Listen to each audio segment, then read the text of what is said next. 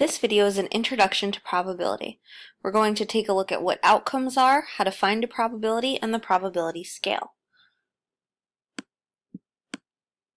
When calculating probability, the first thing to consider is all the possible outcomes of an event. When an event occurs, there's different outcomes that can occur. The outcomes and what they are and how many there are is important to finding the probability of the event. So we're going to list the outcomes of the events below and then count them up. So flipping a coin. If we were to flip a coin, the coin could land on heads or it could land on tails. These are the outcomes, and there are two of them. So we would say that the number of outcomes is 2. It could land on either heads or it could land on tails. That's what could happen. Rolling a die. A regular die has 6 sides, so the die could land on 1, 2, 3, 4, 5, or 6. So there are 6 possible outcomes. It could land on any one of those numbers. What about rolling the spinner? Think about how many places are there on the spinner. These are all the possible outcomes of where the spinner could land. This is also 6. The spinner could land on toy, hat, no prize, candy, fish, or gum. So the number of outcomes is 6.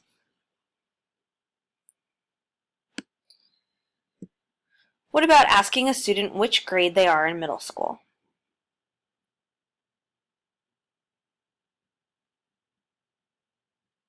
Well, they could be in 6th grade, they could be in 7th grade, or they could be in 8th grade.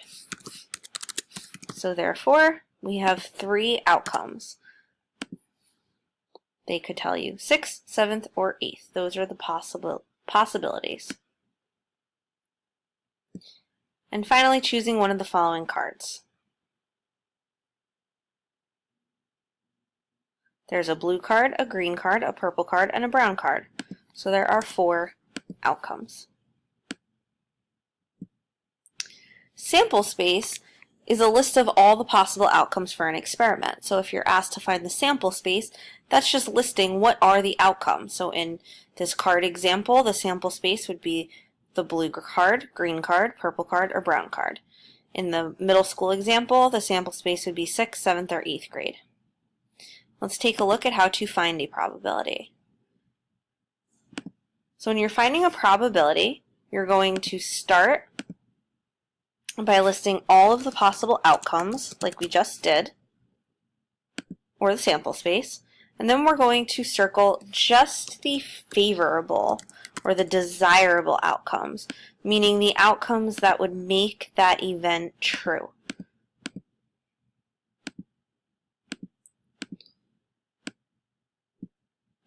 So when you're asked to find a probability, it's going to look like this. They're going to use the letter P, and then in parentheses they're going to write the event. So if we were talking about flipping a coin and they wanted to know what is the probability of landing on tails, you would see the letter P, and in parentheses it would say the word tails. To find theoretical probability, which is in theory what should happen based on the outcomes, you're going to take the number of favorable outcomes and you're going to put that over the total number of outcomes. So we're going to create a fraction. The numerator is the favorable outcomes, the denominator is the total number of outcomes. Whenever you write a probability as a fraction, you always want to make sure that you simplify it. Once we have it as a fraction, we also know that we can change fractions to decimals and percents. So probability as a decimal should always lie between 0 and 1. And then as a percent, it would be between 0% and 100%. We know that the decimal 0 is the same as 0%, and then the decimal 1 is the same as 100%. Let's take a look at some examples. A bag contains 2 red balls and 3 green balls. Find the probability of choosing a red ball. We're going to start by listing all the outcomes. Then we're going to circle the desirable ones or the favorable ones. So if you were to pick a ball, you could pick a red ball. You could pick another red ball, you could pick a green ball, one of the other green balls, or one of the final green balls. So now we're going to circle, or in my case I'm going to highlight the favorable ones. So it's asking me to find the probability of choosing a red ball. Well, I could choose this red ball or I could choose this red ball. So to find the probability of choosing red would be 2. There are 2 possible favorable outcomes, 2 reds, out of 5 possible or 5 total outcomes altogether. So that would be the fraction 2/5, which I would then simplify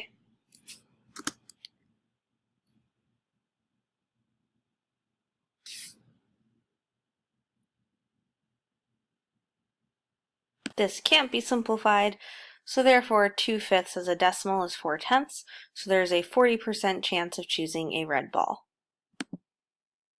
Example 2, a die numbered 1 to 6 is rolled. What is the probability of rolling an even number? So we'll start by listing the outcomes, and then we'll circle the desirable ones or the favorable ones. So when you roll that die, it could land on the numbers 1, 2, 3, 4, 5, or 6. Our favorable ones would be our even numbers, so 2, 4, and 6. So when I find the probability, the number of favorable outcomes out of the total number of outcomes, well, there's 1, 2, 3 favorable outcomes out of 6 possible outcomes. That fraction can be simplified, so we'll simplify it to 1/2. So our probability would be 1/2. If we change that to a decimal, we get 5/10. And as a percent, it's 50%. So there is a 50% chance of rolling an even number. Example 3. What is the probability of choosing a vowel from the letters in the word anchor? You're going to start by listing the outcomes and then circle the desirable or favorable ones. Pause the video and try this on your own, and then click play again to check your answer. When you list the letters, you have A-N-C-H-O-R. If any of the letters appeared more than once, you would write it more than once because there's more than one possibility of picking that letter. In this case, we're looking for our vowels. So our vowels are A and O.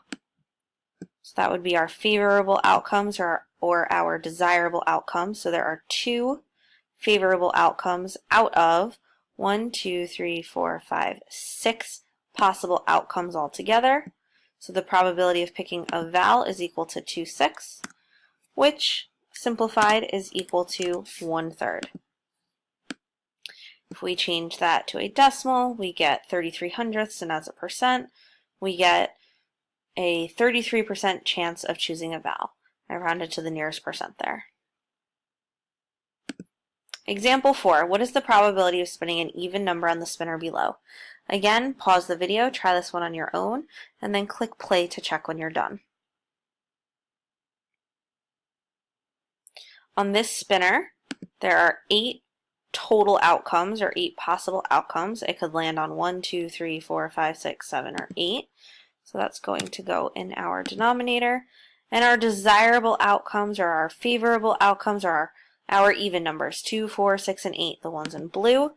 There are 4 of them, so 4/8, which simplified is 1/2.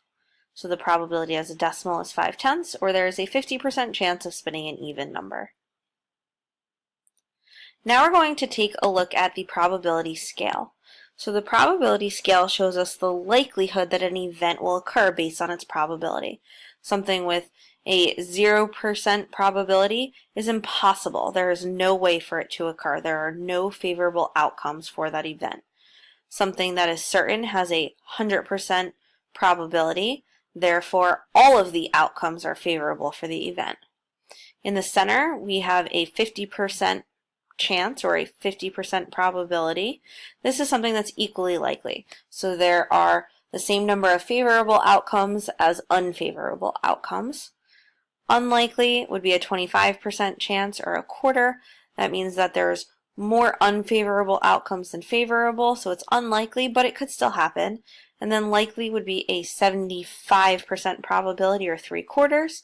In this case, there's more favorable outcomes than unfavorable, so you have a better chance of it happening, but still not certain. Consider the following. You calculated the probability of rain for the weekend. The probability for rain on Saturday is 7/10, and the probability on Sunday is 65/100. Which day is more likely to have rain? So if we look at those probabilities, 7/10, or 70%, is going to be somewhere right around here. So it is likely that it will rain on Saturday. If you look on Sunday, it is a 65% chance. So a little less likely than Saturday, but still more than equally likely. So if we were to compare the two, we would say that the probability for rain is more likely on Saturday.